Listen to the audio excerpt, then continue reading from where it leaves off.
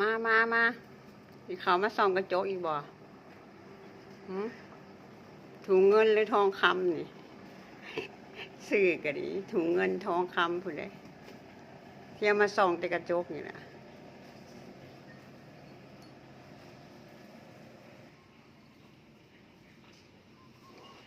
แวะเวียนไปแวะเวียนมา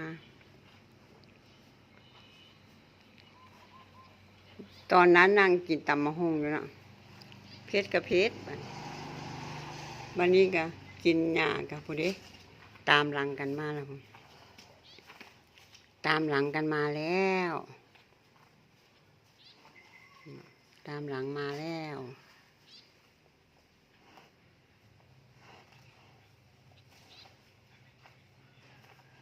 เลาะไปเลาะมาไปอาบน้ำมาบ่ไปอาบน้ำมาสิไปไสนั่นสิไปไสมาเด้ออย่าไปเด้อมา